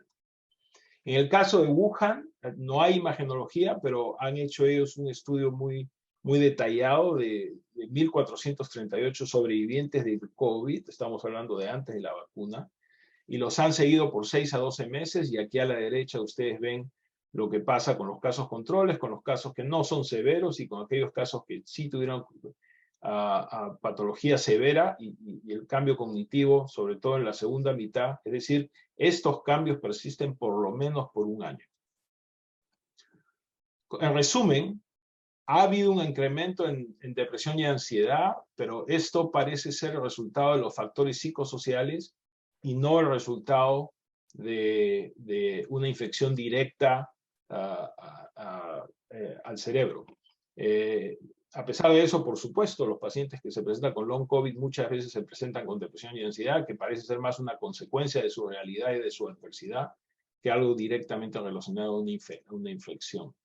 En el uso de sustancias, el misuso de sustancias, vemos que en niños y adolescentes, por una serie de factores, no ha habido un incremento, pero sí hemos visto que en el caso del alcohol, por ejemplo, el incremento ha sido dramático, con consecuencias muy negativas. Y en el caso de los problemas cognitivos, estos problemas son muy reales, son muy comunes entre los pacientes afectados con COVID, tanto durante y luego de la infección. No es causado por infección viral tipo encefalitis, es causado por la inflamación del sistema nervioso central que sí está estimulado por el virus. Los problemas pueden persistir al menos un año, especialmente en los casos severos, y es algo que es casi universal en los pacientes con lo que se llama el long COVID, que van a presentarse con brain fog y problemas de memoria, etcétera, etcétera. Y hay, por lo que les he expuesto, bastante base biológica para estos síntomas. Muchas gracias. Gracias, Luis. Magnífica presentación. Vamos a seguir con el segundo ponente de la segunda parte y luego abriremos preguntas. Por favor, las pueden escribir en el Q&A. ¿Qué tal? ¿Cómo están? Buenas noches con todos. Ante todo, muchas gracias a la PAMS por haberme dado esta posibilidad de poder intervenir y contar de diferentes puntos de vista, tanto de la literatura como de la propia experiencia que he aunado en esos 4 años que he venido trabajando en lo que viene a ser Pucallpa, el manejo y el contraste que hay entre lo que conseguimos en la literatura y la evidencia versus lo que vemos en la vida real. Entonces perfecto, ahí está un poco de mi bio. Yo soy egresado de la Universidad Ricardo Palma, hice mi residencia por la Cayetano Heredia en el Hospital Rebagliati, también culminé una maestría en epidemiología por la misma universidad, miembro del Comando COVID Ucayali, que fue uno de los primeros que se mostró a nivel nacional desde el 2020 hasta el 2021, y actualmente es médico asistente en infectología del Hospital 2 Pucallpa. Entonces voy a pasar a compartir las diapositivas en este momento. Perfecto. Ante todo, voy a hacer acotación de que el tema es el manejo del COVID-19 en la Amazonía peruana. En este caso vamos a hacer hincapié en 2 regiones, básicamente lo que viene a ser Loreto y lo que viene a ser Pucallpa. Sabemos que dentro de lo que viene a ser en general la selva de Perú consta de una parte que es la selva baja y la selva alta. La selva alta no la vamos a tocar en este momento, ya que tiene otro tipo de demografía y otro tipo de, por así decirlo, puntos sociodemográficos a tocar, y eso, cabe decir, consta de Pasco, Huánuco, Chachapoya, Chanchamayo y demás. En cambio, vamos a tocar lo que viene a ser la selva baja, justamente lo que está al este de la cordillera de los Andes, que nuevamente menciono, está dado por Loreto y por lo que viene a ser Ucayali. En este caso, vamos a iniciar la presentación. Siempre llama la atención y decir, ¿por qué al Perú nos va mal? ¿Por qué como peruanos no pudimos frenar toda esta ola de COVID que hemos tenido? Como podemos ver y comparamos el exceso de muertes que se ha tenido a nivel nacional, las muertes por millón de pobladores más o menos alcanzan a 6.000, y que justamente vamos a ver en diapositivas posteriores cómo esto ha aunado a que la tasa de letalidad y la tasa de mortalidad atribuible por 100.000 personas es la más alta a nivel mundial, y siempre decimos por qué, y tenemos que también tomar en cuenta que, y eso es una cosa que así se haya repetido muchas veces, debemos saber que nuevamente Lima no es el Perú, y la cosmovisión que hay que tener de cada región hace que el manejo y las dificultades que se pueden encontrar en temas sociodemográficos, biológicos, ambientales, económicos de cada región, evidentemente dan a considerar, y esto justamente es una cosa que ha traído consigo la pandemia, es develar lo que ya teníamos en conocimiento todos nosotros, que tanto somos colegas como médicos, alumnos y demás, es la precaria situación de salud en la que nos encontramos. Entonces, hasta este momento, dada la semana epidemiológica 31, que abarca los primeros días de agosto, estamos actualmente atravesando una fase, podríamos llamar de meseta, de una cuarta ola COVID en Perú. En total, el número de casos que tenemos positivos sintomáticos sumados viene a ser de 4 millones. Sabemos que las defunciones se encuentran alrededor de más o menos unos 300.000, y se encuentra alrededor la positividad nacional de un 10%. Lo que llama la atención es que la letalidad acumulada de nuestro país es de 5.3% a 5.6%, que está más o menos similar a lo que se ha dado en México, en Brasil, e incluso más allá de lo que se podría ver en Estados Unidos. Y es la situación, nuevamente, como se va a mencionar, de las carencias que se han encontrado tanto a nivel de toma de decisiones de niveles gubernamentales, como de la falta de implementos con la que tuvimos que luchar, y seguimos luchando los médicos y todo el personal de salud contra la pandemia. Acá podemos hacer un cuadro comparativo de lo que vemos en diferentes regiones. Como ya les expliqué, voy a hacer hincapié en lo que viene a ser Ucayali. La tasa de positividad está disminuyendo alrededor de 30 a 50%, pero a nivel país seguimos con una positividad de 10%, pero a nivel de ciertas regiones, justamente de la selva baja, que viene a ser Loreto con Ucayali, esta tasa de positividad está alrededor de 5%, y se ve en disminución, por lo que podríamos decir que estamos, entre comillas, de salida de una cuarta ola de contagios COVID. Llama la atención nuevamente, como les mencioné al inicio, el hecho de que la tasa de letalidad a nivel de Perú se ha dado alrededor de 5%, y sabemos que nuestro exceso de mortalidad es alrededor de más o menos 650 fallecidos por 100.000 pobladores, que es la más alta a nivel mundial, y es una situación que esperemos no se repita con el monkeypox.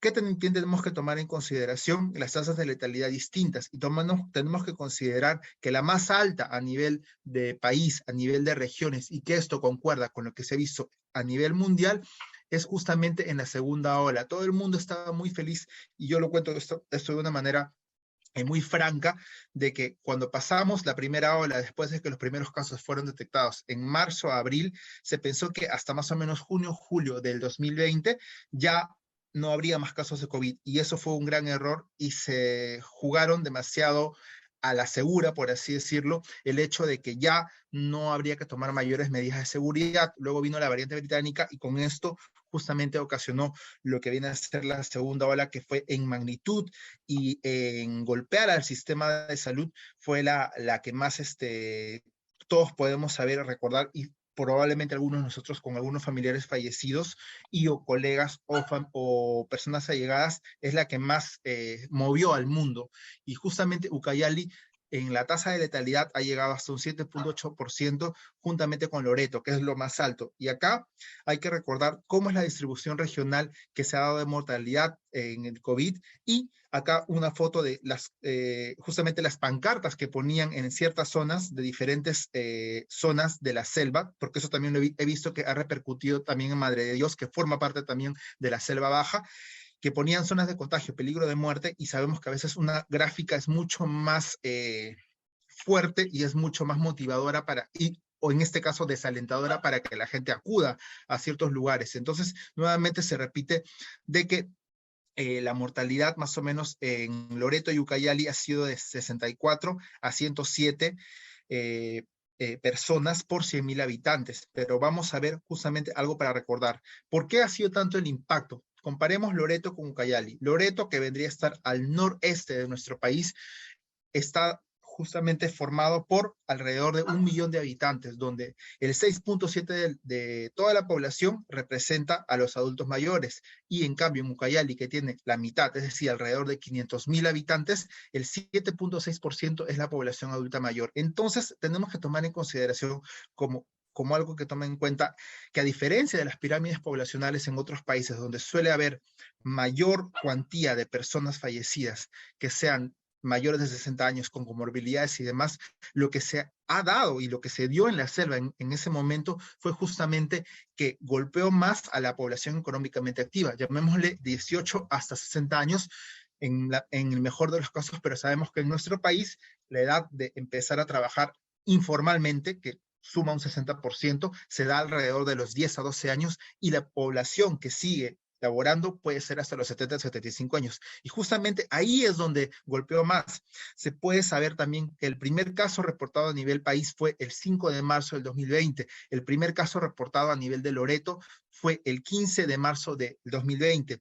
Y el primer caso a nivel de Ucayali, y especialmente la provincia donde yo trabajo, que es la capital, Pucallpa, en el hospital donde yo estuve, tuvimos el primer caso que llegó por COVID, y que fue diagnosticado en ese momento por las ahora ya no tan usadas pruebas serológicas del dedito. Ya sabemos que obviamente hincábamos y con eso esperábamos que marcara IgG y IgM, y eso fue detectado recién el 12 de abril, donde en el Hospital de Salud tuvimos el primer caso. Y sabemos que evidentemente a veces en lugares donde está desatendida la educación no hay manera de poder enseñar a la gente y no alarmar, sino informar, pero esto creó una alarma que evidentemente trajo consigo la desinfección de calles con cloro, con todos los desinfectantes del mundo que se imaginan, y sabíamos que acá la gente, o en otras realidades, la gente salía vestida prácticamente como astronautas, y eso es una cosa que va a quedar en la mente y va a quedar en el recuerdo y en la historia a nivel mundial, tanto de la historia, por así decirlo, local, global, y la historia de la medicina. Llama la atención también los estudios de seroprevalencia que hicieron a partir de estas pruebas, y esto justamente ha sido criticado muchas veces. ¿Por qué? Porque los estudios de seroprevalencia fueron realizados a partir, lamentablemente a veces, en el caso de Iquitos, fue de donantes de sangre, que más o menos fue 800 personas, y había un sesgo, un bias de selección, y por tanto dieron equivocadamente de que había una población expuesta previamente a COVID de 70%, muy similar a lo que pasó en Brasil, en Manaus, ¿no? Y recordemos que estas evaluaciones también que se han hecho de campo a través del INS conllevaron a resultados similares porque había ese sesgo, y se trajo de por sí ese gran problema de la supuesta inmunidad de rebaño que todos recordamos. Y no tomaron en cuenta que naturalmente cuando tenemos una pandemia no es bueno llevar una inmunidad de rebaño y esperar que haya mortalidad atribuible a esta, sino que en ese momento no habían tantas vacunas desarrolladas.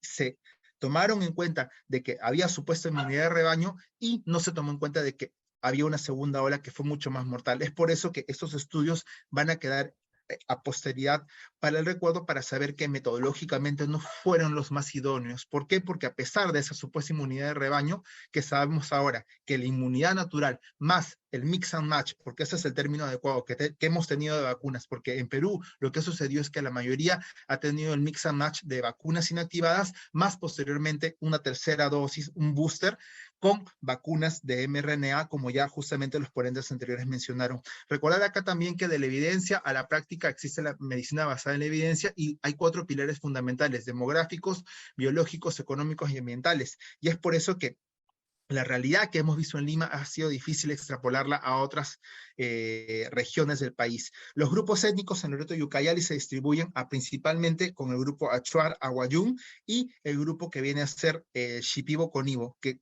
probablemente en las personas que han trabajado en misiones y demás los conocen. Contrariamente a lo que se puede pensar, la población Ashaninka, que viene a ser una descendiente justamente del grupo Arawak, está mucho más concentrado en lo que viene a ser la selva alta, a diferencia de eso que es la selva baja.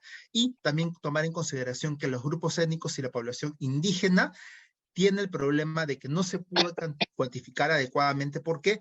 Porque muchas veces es como la gente se autopercibe como indígena, pero tal vez también el problema es que muchas veces se cataloga como indígena o como una persona nativa aquella cuyo primer lenguaje, o sea, el lenguaje materno no es el castellano. Para Loreto es el 10%, imaginemos, 100,000 pobladores se identifican o han sido vistos como indígenas o nativos, y para Ucayali es el 5 a 6%. Entre ambas regiones juntan alrededor de 30% de toda la población nativa de las diferentes etnias a nivel de país. Entonces, sabemos que la vulnerabilidad está dada por cuestiones justamente de desatención del nivel de salud, de dificultades en el lenguaje, de dificultades para poder abordar, y es por eso que lo que se ha tratado de hacer y lo que se recalcaba era poder hablar con los jefes y con las personas que eran encargadas, que eran nexos para poder ingresar a esas poblaciones y poder explicar y poder intervenir. Pero sin embargo, en las intervenciones, como se va a mencionar, han habido también errores. Y a través de esto es que se comienzan a desarrollar los comandos COVID, que comentaban tanto con agentes de cada institución, Fuerzas Armadas, de Salud, MINSA, directivos gubernamentales, como también pobladores de las comunidades nativas. Y eso es importante saberlo. Acá simplemente para saber que esta realidad se repite en Colombia y en Guatemala. Si podemos ver, estos son unos cuadros y unas gráficas de barras donde podemos ver que la falta de acceso y agua y desagüe de personas nativas versus no nativas es más marcada en Colombia, Guatemala y también justamente Perú. Y eso también se da en la distribución de la vulnerabilidad, que es marcadamente más en Colombia y en Guatemala, donde podemos ver que casi más del 50% de toda la población indígena y o nativa tiene un nivel de riesgo moderado a alto para poder desarrollar enfermedades tanto contagiosas como no contagiosas. Los casos confirmados de decesos que se dieron aproximadamente en los indígenas vendría a ser alrededor de 2 a 10% de su población total. Incluso tenemos fuentes que justamente están mencionadas en la bibliografía respectiva que comparativamente la selva con lo que viene a ser el Ande, la selva tuvo alrededor en total de 5% de toda su población indígena fallecida por COVID, y lamentablemente ellos no tenían cómo poder acceder porque no había vuelos, no había manera cómo llegar, y sabemos que la enfermedad podía avanzar muy rápido y generalmente a veces cuando trataban de ir por río, por lago, demoraba 5 o 10 días donde podían empeorar. Estas personas viven en lugares hacinados donde se promovía también justamente el contagio masivo de las personas, y es por eso que cuando literalmente caía una persona por COVID, todo el grupo familiar y todo el grupo en general comunitario podía caer, y es por eso que se desarrollaron intervenciones comunitarias a partir de esto. Nuevamente recordar que el Case Fatality Radio para lo que viene a ser Brasil, México y Perú es uno de los más altos. En Perú es alrededor de 3.2 y en Colombia es de 1.9 en lo que viene a ser la población indígena versus la no indígena. Y es importante saber. La realidad es que evidentemente durante la primera, y yo podría decir incluso hasta la segunda, hubo falta de pruebas moleculares. Podría decir que solamente 1 de cada 10 pacientes tenía prueba molecular. No había plantas de oxígeno, no se supuso y no se previó falta de unidades de cuidados intensivos y falta de PP. Es por eso que acá se utilizó lo que vendría a ser el Limited Resources Scarce Allocation Setting. O sea, acá tuvimos que dar la mejor protección para los más expuestos. Lamentablemente es elegir, y eso es una realidad dura para el sistema de salud. Además, la disponibilidad de recursos. Sabemos que en lugares en low income centers, o sea, en lugares de bajos recursos, en low income countries, disculpes, solamente había 0.3 médicos por 100.000 personas, y eso se repite en Bangladesh, Tailandia y en casi toda la región de las Américas, versus lugares donde se puede encontrar que son de high income, donde se podría ver que hay 20-30 disponibilidad de atención médica de 20-35 por 100.000 personas. Estos simplemente son fotos para poder recordar cómo se fueron mostrando las imágenes de los comandos COVID. En la de arriba justamente es la que mi persona formó a través de Ucayali. Esto simplemente es para poder también ver cómo llegaba la gente, y para que pudieran ver el estado de hacinamiento, donde se tenían que comprar balones de oxígeno por 5.000 soles cada balón por día. Llegamos hasta ese punto, que la gente no tenía de dónde poder conseguir mayores recursos. Esto también trae a consideración de que hay una enfermedad que concomitantemente se dio con lo que viene a ser el COVID, que es el dengue. Simplemente para precisar, lo que se mostró y en síntomas y signos es que la astenia, la diarrea y los síntomas gastrointestinales eran los preponderantes en aquellos con coinfección, y la coinfección se dio alrededor, tanto en primera y segunda ola, en 10% de todos los pacientes. Iban mejor, iban peor, realmente no hay estudios que demuestren eso, pero aparentemente los pacientes no iban ni mejor ni peor. Eso se podría explicar tal vez porque habría una inmunidad cruzada, dado que uno de los dos virus luchaba por hacer más mella en nuestro cuerpo, y además tomar en consideración que en pruebas diagnósticas se ha visto que podría haber respuesta cruzada tanto de anticuerpos de SARS-CoV, de IgM, IgG por prueba rápida cuando hay infección por dengue, como también así ha pasado de que pacientes con SARS-CoV-2 han dado positivo falsamente por IgM, IgG a lo que viene a ser dengue, y eso vendría a ser una lucha. ¿Por qué? Porque también se ha postulado incluso en algunas veces de que el mismo receptor de enzima convertidora de angiotensina tipo 2 también puede ser utilizado por el dengue, y es bloqueado al uno estar infectado por COVID, cosa que haría que el dengue fuera de menor repercusión. Mayor mortalidad no se ha visto en estos casos. Esto es para también poder ver los comandos COVID que hemos visto a nivel de todas las poblaciones que se han mencionado, y una hoja de encuestas para hacer pretest y posttest en los mencionados. Acá recordemos que se trató de extrapolar la experiencia que se tenía en malaria a través de utilizar cloroquina y hidroxicloroquina. Puedo decir como parte del comando COVID que tal vez en su momento, erradamente, se trató de intervenir, dado y basándonos en estudios para dar profilaxis pre-exposición con cloroquina y hidroxicloroquina a poblaciones indígenas, ya que esas, al tener cierto número de pacientes y tener una frecuencia de enfermedad de malaria, vimos que no había mayor cantidad de efectos adversos. Es por eso que se optó por esto, y sabemos que la base molecular para esto es que evidentemente lo que hacían era evitar justamente el enlace a la enzima convertidora de angiotensina tipo 2. Se ha visto efecto in vitro en otros virus, pero sabemos que posteriormente no se puede extrapolar. La infame ivermectina, que pertenece al grupo de avermectinas, también su mecanismo molecular hizo que muchas veces se trató de extrapolar la plausibilidad biológica a que eso también sucediera en pacientes, pero luego vimos que esto hay que recordar que no siempre causa-consecuencia es igual a asociación, es decir, correlación no es igual a asociación, y se vio que ivermectina se daba en muchas formas de miles de dosis, pero sabemos que eso no ha tenido mayor repercusión. ¿Por qué? Porque realmente las dosis que se han visto in vitro para ocasionar algún efecto tendrían que ser 6 veces las mayores, pero esto era lo que había en su momento. Otras intervenciones propuestas, pero que lamentablemente costo-beneficio no han dado lugar, se trató de importar, incluso hablando con el ministerio, antivirales directos, pero no se consiguieron. Lo máximo que hemos tenido es lopinavir y ritonavir. Hemos tratado de dar colchicina en su momento, heparina, enoxaparina, y había médicos que equivocadamente podían recetar warfarina, y sabemos que eso es un gran inductor de citocromo, ocasionando problemas justamente cuando teníamos pacientes polimedicados como aquellos con hipertensión, diabetes. También se utilizó dióxido de cloro, y sabemos que el estudio en el que está basado ha sido in vitro en superficies. Lo que sí contamos y puedo dar fe, también utilizamos fue tocilizumab en su momento, en pacientes que venían en fase inmune, especialmente en primer y segundo. Pero lamentablemente ha habido un mercado inescrupuloso que incluso trató de hacer plasma convaleciente. Médicos que no sean ni patólogos clínicos ni hematólogos trataron de simplemente crear laboratorios, por así decirlo, en el medio y sacar plasma a cualquier paciente recuperado y venderlo como plasma convaleciente. Luego de ello ya llegaron las vacunas y con eso una nueva esperanza y un nuevo tipo de por así decirlo, de enfoque que tenemos que dar al COVID. Esto sería el final de mi presentación, pero esto más o menos ha sido un poco el resumen de todo lo que se ha vivido y de lo que se sigue viviendo ante lo que viene a ser la pandemia COVID-19. Muchas gracias. Gracias Luis, gracias Mariano. Tenemos varias preguntas para ustedes. Voy a comenzar con las preguntas para Luis. Pregunta a alguno de las personas que nos están acompañando si hay algunos estudios de burnout en personal hospitalario que hayan atendido a pacientes con COVID.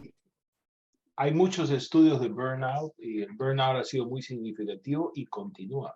Y en algunos casos el burnout ha sido tan importante que simplemente no había staff médico para atender las emergencias o los pisos de los hospitales. Por un lado, lo positivo es que a las enfermeras finalmente les están pagando lo que merecen, porque ha habido tal necesidad de reclutar enfermeras que sus salarios han subido muchísimo. Pero sí, efectivamente, el burnout entre los trabajadores de salud expuestos a COVID ha sido altísimo. Preguntan también si estos efectos psiquiátricos que se ven en pacientes con COVID afectan la mortalidad, ¿la incrementan o no se ha visto eso? Bueno, yo creo que sí. El aumento en el consumo de alcohol definitivamente ha tenido consecuencias nefastas y muertes. Y la aparición de síntomas de depresión y ansiedad, sobre todo aquellos pacientes que ya la tenían, es decir, que ya sufrían de depresión y ansiedad y en el momento de la pandemia puedan haber tenido estresantes peores como problemas económicos, etcétera, etcétera, sin duda ha sido una causa ha contribuido a los suicidios. No diría de nuevo que es por infección del COVID, pero son las circunstancias de la pandemia que ha sido tan difícil de tolerar. Bien. Hay una pregunta interesante. ¿Sabes de la relación epigenética de la depresión y la ansiedad con respecto a COVID? Mira, con respecto a COVID no sé, pero sabemos que para la depresión y la ansiedad, el simple hecho que sean condiciones que tienen un componente genético, pero los monocigotes, los gemelos, digamos, nunca son 100% concordantes, significa que hay factores no genéticos. Sabemos que esos factores no genéticos que contribuyen a las enfermedades psiquiátricas son más bien random, son eventos random que pasan en algún momento durante la vida del paciente y esos efectos random muchas veces dejan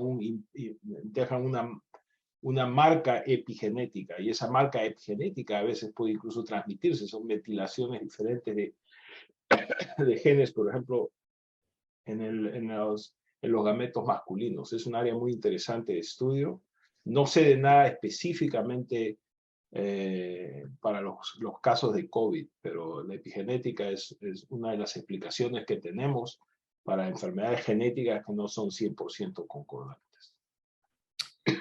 Luis, una pregunta más. Estos cambios, sobre todo de cerebro, que mostraste unos estudios interesantísimos que reduce la masa cerebral, ¿se sabe si esto vuelve a lo normal después de 1 año, 2 años? Ya, por lo menos 1 año en el estudio de Wuhan no volvieron a lo normal. No sabemos. Alguien más preguntó sobre las cámaras hiperbáricas y acaba de salir un artículo en Nature, que es un estudio randomizado, donde demuestra que las cámaras hiperbáricas sí mejoran esa patología.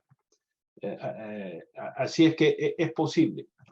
Estas cámaras hiperbáricas de oxígeno producen y aumentan la neuroplasticidad. Por muchos años se pensó que el cerebro no se regenera y una neurona muerta es una neurona menos, pero sabemos que es diferente, sabemos que hay neuroplasticidad.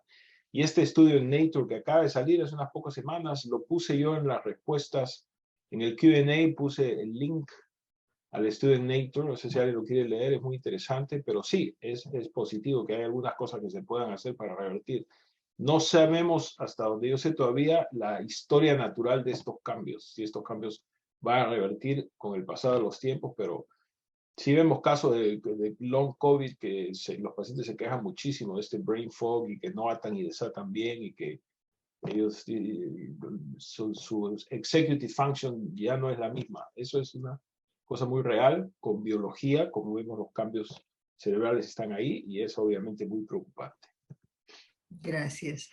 Mariano, nos dice una de las personas que te ha escuchado que hay lugares, inclusive en Lima, donde la gente está ignorante de la existencia de COVID, que hay olas anti vacunas.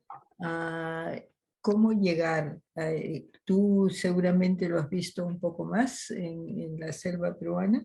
Dime qué soluciones para disminuir estos problemas. Así es. Gracias, doctora, y gracias a todos los panelistas y a las personas que hacen las preguntas. Justamente estaba revisando, hay dos preguntas potenciales. El hecho de poder llegar es, creo que, encontrar el lenguaje más adecuado para poder hablar con las personas. Muchas veces creo que personas del ámbito no médico tienden a vernos a nosotros de una manera vertical, pero considero que poder horizontalizar el trato y hablar con términos que se puede decir correspondan más al vulgo, es una manera de poder hacer y poder llegar. Ahora con las redes sociales, al menos la gente que me ha seguido, yo tengo una página que relativamente ha sido bastante activa durante la pandemia, que es Dr. Marrán en Facebook, con un video que pudo llegar a los 5 millones, gracias a Dios, y es el hecho de poder informar cómo colocarse la mascarilla, cómo retirársela. A veces esa manera es la manera más correcta de poder llegar a las personas. Las redes sociales son muy activas y créame que esa ha sido una manera de poder demitificar aquellos hitos donde las personas creían que tomando cierta cosa iban a mejorar. La información es un pilar importante, pero hay que saber cómo poder llegar a esa información. Y la otra pregunta, disculpe doctora, que también vi en Questions and Answers, fue justamente de la mortalidad.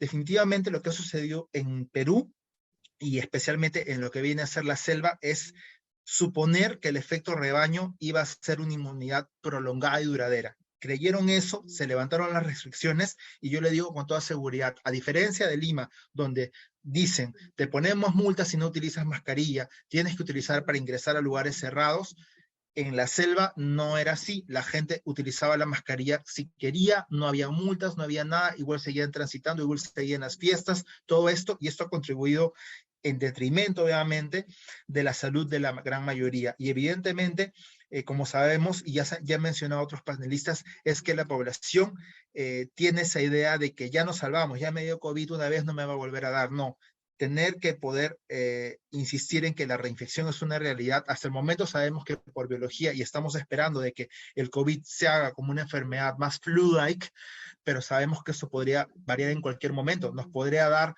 una sorpresa de un antigenic shift en un momento, una deriva antigénica, un cambio antigénico, cambia otra vez y se vuelve fuerte. Entonces considero que lamentablemente en Perú la base es la educación y saber cómo llegar a los pacientes de una manera mucho más horizontal. Una última pregunta, Mariano, antes de concluir. ¿Ves estos retos de COVID parecidos, similares a monkeypox en la selva peruana? Exactamente. Monkeypox es una enfermedad que para la mayoría que hemos visto alguno u otro caso, es una enfermedad que lamentablemente en países de Latinoamérica funciona como un estigmatizante. Por eso mucha gente dice, no, monkeypox solamente le está dando a personas con VIH, solamente a personas homosexuales, y se da cuenta que eso está creando una mala imagen y está haciendo de que la gente visualice de una manera mala, como imagino sucedió en el 80, 85, 90, con la epidemia de SIDA, VIH, ¿no? Y eso es el gran problema, que la gente está estigmatizando esta enfermedad y no la está viendo como con el potencial de riesgo. Y es una cosa que justamente la dificultad para poder mencionar es decirle a los pacientes que ante un brote y demás no presionen. El gran problema que veo, y no solamente en la parte de la selva, sino también en el Ande y en la costa, pacientes ven lesiones eruptivas o tienen múltiples parejas sexuales y comienzan a manipular las lesiones. Y eso también hace que empeoren o que no se pueda tener un diagnóstico claro en el momento cercano. Mucha gente, el problema es que cree en esto del boca a boca. Mi vecina se sanó con tal cosa, entonces yo hago esto. O sea, creo que definitivamente el saber llegar es una cosa que es muy importante. Así como existe economía en salud, yo siempre soy un firme creyente de que debería existir un curso de publicidad y marketing en salud, porque incluso los mensajes de cómo deben llegar a la población tienen que ser digeridos y vistos previamente por alguien que pueda ser un nexo ideal. Eso es lo que estamos viendo en Monkeypox, porque estamos viendo que Perú ya prácticamente va a llegar a los 1000 casos, cuando definitivamente los demás países están con niveles mucho más bajos, y siempre decimos, y nos va a quedar la enseñanza de por qué a Perú le va mal, ¿sí o no? Bueno, ha sido formidable los 4 expositores y las preguntas de la audiencia. Estamos muy complacidos. Voy a dar la palabra a Manuel Valdivieso para que cierre el programa. Muy agradecido a ti, María, y también Luis Espinosa por el tremendo esfuerzo hecho. Agradezco mucho a los ponentes. En realidad ha hecho una presentación a tiempo y bien clara. Yo he aprendido mucho de este sitio que estoy sentado. Agradezco mucho también a los participantes que han estado con bastante atención haciendo bastantes preguntas interesantes. Agradezco al presidente, al doctor Miguel Vázquez, por su presencia con nosotros, y en realidad los invito a todos los colegas, a los participantes, que presten atención a lo que hace la PAMS, que si quieren unir esfuerzos con nosotros para ayudar a nuestros hermanos del Perú, serán bienvenidos. Y por supuesto invitarlos también a la segunda parte de esta conferencia, que es el día de mañana, que continuamos con temas de interés, inclusive presentando 3 concursos de investigación por médicos jóvenes. Eso de parte mía, gracias a todos, buenas noches.